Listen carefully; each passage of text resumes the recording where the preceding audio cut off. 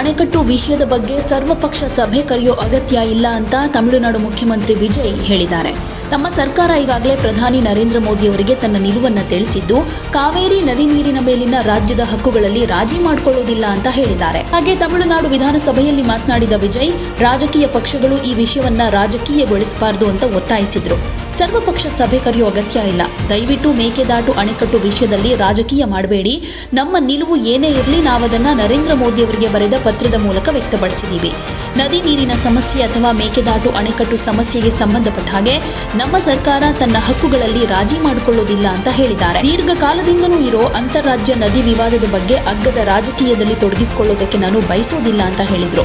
1969ರಿಂದ ತಮಿಳುನಾಡಿನಲ್ಲಿ ವಿವಿಧ ರಾಜಕೀಯ ಪಕ್ಷಗಳು ಕಾವೇರಿ ವಿಷಯದ ಬಗ್ಗೆ ನಡೆಸಿದ ಚರ್ಚೆಗಳನ್ನು ನೆನಪಿಸಿಕೊಂಡ ಅವರು, ನಾನು ಅಗ್ಗದ ರಾಜಕೀಯದಲ್ಲಿ ತೊಡಗಿಸಿಕೊಳ್ಳುವುದಕ್ಕೆ ಬಯಸೋದಿಲ್ಲ ಅಂತ ಹೇಳಿದರು. ಕಾವೇರಿ ವಿವಾದವನ್ನು ಅತ್ಯಂತ ಎಚ್ಚರಿಕೆಯಿಂದ ನಿರ್ವಹಿಸುವ ಅಗತ್ಯ ಇದೆ ಅಂತ ಹೇಳ್ತಾ, ರಾಜ್ಯ ಕಾನೂನು ಪರಿಹಾರಗಳನ್ನು ಅನುಸರಿಸುವುದಕ್ಕೆ ಬದ್ಧವಾಗಿದೆ. ಕಾವೇರಿ ಸಮಸ್ಯೆಯನ್ನ ಕಾನೂನುಬದ್ಧವಾಗಿ ನಿಭಾಯಿಸುವಲ್ಲಿ ನಾವು ದೃಢವಾಗಿದ್ದೀವಿ. ಆ ನಿಲುವಿನಲ್ಲಿ ಯಾವುದೇ ಬದಲಾವಣೆ ಇಲ್ಲ ಅಂತ ಹೇಳಿದ್ದಾರೆ. ಹಾಗೆ ಕಾವೇರಿ ವಿಷಯದ ಬಗ್ಗೆ ನೆರೆಯ ಕರ್ನಾಟಕದ ಜೊತೆ ಮಾತುಕತೆ ನಡೆಸೋ ಪ್ರಸ್ತಾಪವನ್ನು ತಾವು ಮುಂದಿಟ್ಟಿದ್ದು, ಸಕಾರಾತ್ಮಕ ಫಲಿತಾಂಶ ಬರೋ ಸಾಧ್ಯತೆ ಇದೆ ಅಂತ ನಂಬಿದ್ರು ಅನ್ನೋ ಮಾತನ್ನು ಕೂಡ ಹೇಳಿದ್ದಾರೆ. ಕರ್ನಾಟಕ ಸರ್ಕಾರದ ಜೊತೆ ಮಾತುಕತೆ ನಡೆಸೋದಕ್ಕೆ ಬೆಂಗಳೂರಿಗೆ ಪ್ರಯಾಣಿಸೋ ಬಗ್ಗೆ ಯೋಚನೆ ಮಾಡಿದ್ದೀನಿ ಅಂತಾನು ಹೇಳಿದ್ರು. ಕಾವೇರಿ ವಿಷಯದ ಬಗ್ಗೆ ಕರ್ನಾಟಕಕ್ಕೆ ಭೇಟಿ ಕೊಡೋದ್ರ ಬಗ್ಗೆ ನಾನು ಯೋಚನೆ ಮಾಡಿದೆ. ಹಾಗೆ ಅದರ ಬಗ್ಗೆ ಅನೇಕ ಅಭಿಪ್ರಾಯಗಳನ್ನು ಸ್ವೀಕರಿಸಿದ್ದೀನಿ ಅನ್ನೋ ಮಾತನ್ನ ಹೇಳಿದ್ದಾರೆ. ತಮಿಳುನಾಡಿನ ಹಕ್ಕುಗಳ ವಿಚಾರದಲ್ಲಿ ತಮ್ಮ ಸರ್ಕಾರ ಯಾವುದೇ ಕಾರಣಕ್ಕೂ ರಾಜಿ ಮಾಡಿಕೊಳ್ಳೋದಿಲ್ಲ ಅಂತ ಹೇಳ್ತಾ, ರಾಜ್ಯದ ಜನರ ಹಿತಾಸಕ್ತಿಯನ್ನ ಕಾಪಾಡುವುದಕ್ಕೆ ಅಗತ್ಯ ಇದ್ರೆ ಅವಮಾನವನ್ನು ಎದುರಿಸುವುದಕ್ಕೆ ನಾನು ರೆಡಿ ಅನ್ನೋ ಮಾತನ್ನ ಹೇಳಿದ್ದಾರೆ. ಶತ್ರು ರಾಷ್ಟ್ರಗಳೇ ನಮ್ಮ ನಡುವಿನ ವಿವಾದಗಳನ್ನ ಮಾತುಕತೆ ಮೂಲಕ ಬಗೆಹರಿಸಿಕೊಳ್ತಾವೆ. ಹಾಗಿದ್ದಾಗ ನೆರೆಯ ರಾಜ್ಯದೊಂದಿಗೆ ನಾವ್ಯಾಕೆ ಮಾತನಾಡಬಾರದು ಅಂತ ಪ್ರಶ್ನೆ ಮಾಡಿದ್ದಾರೆ. ಶತ್ರು ರಾಷ್ಟ್ರಗಳೇ ಒಂದೇ ಮೇಜಿನ ಬಳಿ ಕೂತು ಮಾತುಕತೆ ನಡೆಸುತ್ತವೆ. ಹಾಗಿರುವಾಗ ನಮ್ಮ ನೆರೆಯ ರಾಜ್ಯದೊಂದಿಗೆ ನಾವು ಯಾಕೆ ಮಾತಾಡಬಾರದು ಅಂತ ಕರ್ನಾಟಕ ಭೇಟಿಯ ಉದ್ದೇಶವನ್ನ ವಿವರಿಸಿದ್ರು. ಕರ್ನಾಟಕಕ್ಕೆ ಹೋದರೆ ಅವಮಾನ ಎದುರಿಸಬೇಕಾಗತ್ತೆ ಅಂತ ಅನೇಕರು ತಮಗೆ ಸಲಹೆ ಕೊಟ್ಟಿದ್ರು ಅನ್ನೋ ಮಾತನ್ನು ಈ ಸಂದರ್ಭದಲ್ಲಿ ನೆನಪಿಸಿಕೊಂಡ್ರು. ನಾನು ಕರ್ನಾಟಕಕ್ಕೆ ಹೋದರೆ ಅವಮಾನಕ್ಕೆ ಒಳಗಾಗಬಹುದು ಅಂತ ಹೇಳಿದ್ದಾರೆ ಅವರು. ಆದರೆ ತಮಿಳುನಾಡಿನ ಜನರಿಗಾಗಿ ಯಾವುದೇ ಅವಮಾನವನ್ನಾದರೂ ಎದುರಿಸುವುದಕ್ಕೆ ನಾನು ರೆಡಿ ಅಂತ ಉತ್ತರ ಕೊಟ್ಟಿದ್ದೆ ಅನ್ನೋ ಮಾತನ್ನ ಹೇಳಿದ್ದಾರೆ. ಆದರೆ ಕೊನೆಗೆ ತಮ್ಮ ಕರ್ನಾಟಕ ಭೇಟಿ ಸಾಧ್ಯ ಆಗಲಿಲ್ಲ ಅನ್ನೋ ಮಾತನ್ನು ಕೂಡ ಹೇಳಿದ್ದಾರೆ.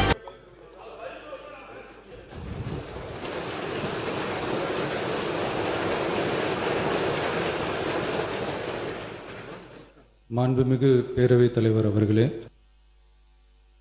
காவிரி விவகாரத்தில் எதிர்கட்சி சில விவரங்களை கேட்டிருக்கிறாங்க. காவிரி நமக்கு உயிர் ஆதாரம், நம்மளோட உணர்வு ரீதியான ஒன்று. அதனால் அதை வச்சு அரசியல் பண்ணுற எண்ணம் துளி கூட நம்ம அரசுக்கு இல்லை.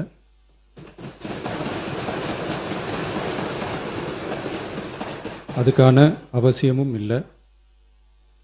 மேகதாது விவகாரத்தில் நாம் எல்லாரும் சேர்ந்து தான் தீர்மானம் போட்டோம். அதை நேர்முக கடிதமாக மாண்புமிகு பிரதமர் அவர்களுக்கும் அனுப்பி வச்சிருக்கிறோம். அதோடு நாம் அப்படியே இருந்துடல. ராஜ்யசபாவில் ஒன்றிய ஜல் சக்தி துறை இணை அமைச்சர் மேகதாது அணை பற்றி முழு விவரங்களை குறிப்பிடலைன்னு தெரிஞ்சதும், காவிரி நடுவர் மன்றத்தின் இறுதி தீர்ப்பு மற்றும் மாண்புமிகு சுப்ரீம் கோர்ட் தீர்ப்பு சம்பந்தமான விதிகள் மற்றும் பத்திகளை கோட் பண்ணி மேகதாது திட்டத்துக்கு எந்த விதமான சட்டபூர்வமான அனுமதியோ நிர்வாக அனுமதியோ வழங்கக்கூடாதுன்னு மாண்புமிகு பிரதமர் அவர்களுக்கு அடுத்த நாளே நேர்முக கடிதம் எழுதினோம். காவிரி நதிநீர் பங்கீட்லேயும் சரி, மேகதாது அணை கட்டுற முயற்சிகளை தடுக்கிறதுலையும் சரி, தமிழ்நாட்டோட உரிமையை நம்ம அரசு கொஞ்சம் கூட விட்டு தரவே தராது. அதுதான் நம்மளோட நிலைப்பாடும். அதே நேரத்தில் கர்நாடகாவில் சில அணைகள் கட்ட ஆரம்பித்ததை பற்றியும் இதே அவையில் 1969 ஒரு விவாதம் நடந்திருக்கு. அப்போது நீர்வளத்துறை அமைச்சராக இருந்தது யார்? அப்போ அணை கட்ட விட்டது ஏன்னு கேட்டு அந்த மாதிரி சீப் பாலிட்டிக்ஸ்லாம் நான் பண்ண விரும்பலை.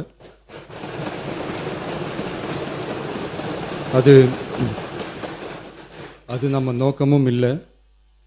ஏன்னா காவிரி விவகாரத்தை ரொம்ப கவனமாக கையாளணும்.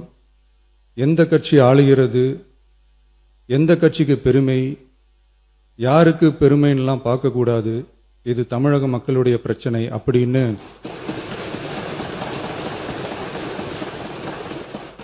அப்போ இருந்த எதிர்க்கட்சி தலைவர் திரு கருத்திருமன் அவர்கள் சொன்னதை இந்த சபையில் சொல்ல விரும்புகிறேன். காவிரி பிரச்சனையில் சம்பந்தப்பட்ட 2 மாநிலங்களும் ஒன்றிய அரசும் உட்கார்ந்து முடிவெடுக்கணும்னு 1969 இந்த சபையில் பேசியிருக்கிறாங்க. அதுக்கப்புறம் நிலைமை வேறு மாதிரியெல்லாம் போயிடுச்சுன்னும் நம்ம எல்லாருக்குமே தெரிஞ்சது தான். சட்டப்படி இந்த பிரச்சனையை அணுகிறதுல நாம் உறுதியாக இருக்கிறோம், அதில் மாற்றமே இல்லை. இருந்தாலும் ஒரு அட்டெம்ப்ட் எடுத்து பார்க்கலாம்னு தோணுனது தான் அந்த பெங்களூர் விசிட். அப்படி ஒரு விசிட் பற்றி ஃபஸ்ட்டு யோசித்து கேட்டதும் நான் தான். நாம் பெங்களூர் போக நினச்சதை பற்றி பல ஒப்பீனியன்ஸ் வந்துச்சு. நாம் போக நினச்சதுக்கு காரணம், ஒருவேளை இந்த பிரச்சனை தீர்க்கறதுக்கான ஒரு பாசிட்டிவ் சைன் கிடைச்சா நல்லா இருக்குமேன்னு ஒரு எண்ணத்தில் தான். இன்றைய காலத்தில் பகை நாடுகளை பேசி தீர்க்க பார்க்குறாங்க, பக்கத்து மாநிலத்தோட பேசி பார்த்தா என்னன்னு நினச்சேன்.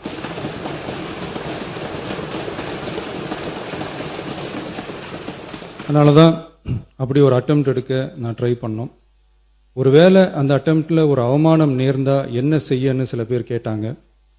அப்படி நடந்தால் தமிழ்நாட்டு மக்களுக்காக அதையும் தாங்க தயாராக தான் இருக்கேன்.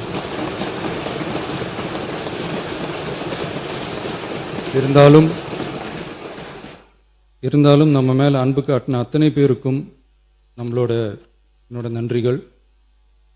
இந்த காவிரி விவகாரம் பற்றி மாண்புமிகு நீர்வளத்துறை அமைச்சர் அவர்கள் உரிய விளக்கம் அளிப்பார். அதே மாதிரி காவிரி பிரச்சனையால் பாதிக்கப்பட்ட விவசாயிகளுக்கான அந்த இன்சூரன்ஸ் ப்ரீமியம் அரசே கட்டுறதை பற்றி கேட்டிருந்தாங்க. அதுக்கான விரிவான பதிலை மாண்புமிகு விவசாய அமைச்சர் அவர்கள் தருவார். அப்புறம் இந்த குறுவை சாகுபடிக்கு அந்த நிவாரண தொகுப்பு பற்றி எதிர்க்கட்சியிலேருந்து கேட்டிருந்தாங்க. அந்த குறுவை சாகுபடிக்கு அந்த நிவாரணம் ஏற்கனவே கொடுத்தாச்சு, வழங்கியாச்சு. இது அரசியலே நாங்கள் தான் அப்படின்னு சொல்லிக்கிறவங்களுக்கு இது எப்படி தெரியாமல் போச்சுன்னு எனக்கு தெரியல.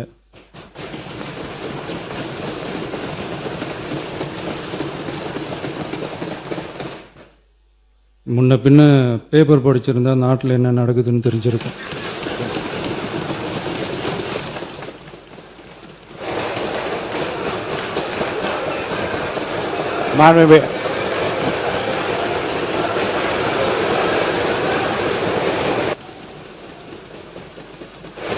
மாண்புமிகு எதிர்க்கட்சி தலைவர் சுருக்கமாக, கொஞ்சம் அமைதியா இருங்க. மாண்புமிகு எதிர்க்கட்சி தலைவர் பேசுவதற்கு நீங்க அமைதியா இருங்க. நீங்களே இப்படி பிரச்சனை பண்ணா எப்படி? அமைதியா இருங்க, அவங்க பேசணும் சுருக்கமாக. பேரவைத் தலைவர் அவர்களே, ஸ்பெஷல் பேக்கேஜ்னா நீங்க கொடுத்தது 134 கோடி கொடுத்தீங்க. அது அனைத்து அரசுலையும் கொடுக்கறக்கூடிய ஸ்பெஷல் பேக்கேஜ் தான். இப்போ வறட்சி நிவாரண நிதி அவங்க கேட்குறாங்க. இது ரெண்டுத்துக்கும் வித்தியாசம் தெரிஞ்சுக்க வேண்டும். இது வெறும் காலைல பேப்பர் படித்தா மட்டும் பத்தாது. அங்கே அனைத்து கட்சி கூட்டத்தை கூட்டி அனைத்து விவசாயிகளோடையும் போய் கலந்து பேசி அவங்களுடைய கோரிக்கைகள் என்னன்னு நீங்கள் தயவுசெய்து கேட்டுக்கொள்ள வேண்டும். அதே மாதிரி அதே முன்னவர் மாண்புமிகு இதெல்லாம் மன்னிக்கணும். மாண்புமிகு எதிர்க்கட்சி தலைவர்கள் இப்போது வறட்சி நிவாரணத்தை பற்றி சொன்னார்கள். செப்டம்பர் இறுதி வரையிலும் பார்த்துவிட்டு தான் வறட்சி நிவாரண பணிகளை ஆற்றுவது வழக்கம். அவை அதை குறிப்பிட விரும்புகிறேன். மாண்புமிகு எதிர்க்கட்சி தலைவர், பேரவைத் தலைவர்களே பேச அனுமதிங்க. நீங்களே இப்படி பண்ணா எப்படி? மாண்புமிகு எதிர்க்கட்சி தலைவர் சுருக்கமா தலைவர்களே, இன்னொன்று திரும்பி கேட்பது தான், கர்நாடகாவில் அவங்க அனைத்து கட்சி கூட்டத்தை கூட்டி முன்னாள் முதலமைச்சர்லாம் வர சொல்லி அவங்களுடைய கோரிக்கைகள்லாம் கேட்டுக்கிட்டு இருக்காங்க, தொடர்ந்து கேட்டுட்டு இருக்காங்க. இந்த தாவேக அரசு ஏன் அனைத்து கட்சி கூட்டத்தை கூட்டுவதற்கு என்ன உங்களுக்கு பயம், என்ன உங்களுக்கு தயக்கம் என்பதை நான் கேட்டுக்கொள்ள விரும்புகின்றேன். அதே மாதிரி குறுவை பாதித்த சம்பவம் இன்னைக்கு கேள்விக்குறியாக நிலையில விவசாயிகளுடைய தொடர் கோரிக்கை டெல்டா மாவட்டங்களை வறட்சி பாதித்த மாவட்டங்களாக அறிவித்து அதற்கான உரிய நிவாரணங்களை அவங்க தொடர்ந்து கேட்டுட்டு இருக்கிறாங்க.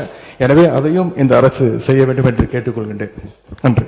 மாண்புமிகு உறுப்பினர் திரு கே எடப்பாடி பழனிசாமி அவர்கள். மாண்பு பேரவைத் தலைவர்களே, நான் ஏற்கனவே பேச வந்தது முதலமைச்சர் பதில் இல்லை, குறுக்கீட்டுக்கு பதில் அல்லதான். அனைவருக்கும் சேர்ந்து பதில் சொல்லி இல்ல அதாவது குறுக்கீட்டுக்கு தான் பதில். இப்ப நீங்க பேச ಯಾವುದೇ ಸುದ್ದಿಯ ಅಪ್ಡೇಟ್ ಅನ್ನ ಮಿಸ್ ಮಾಡ್ಕೊಳ್ಬಾರ್ದು ಅಂದ್ರೆ ಈಗ್ಲೇ ಒನ್ ಇಂಡಿಯಾವನ್ನ ಸಬ್ಸ್ಕ್ರೈಬ್ ಮಾಡಿ. ನಿಮಗೆ ಬೇಕಾದ ಭಾಷೆಯಲ್ಲಿ ಎಲ್ಲಾ ಸುದ್ದಿ ತಿಳಿಬೇಕು ಅಂದ್ರೆ ಒನ್ ಇಂಡಿಯಾ ಆಪ್ ಅನ್ನ ಡೌನ್ಲೋಡ್ ಮಾಡ್ಕೊಳ್ಳಿ.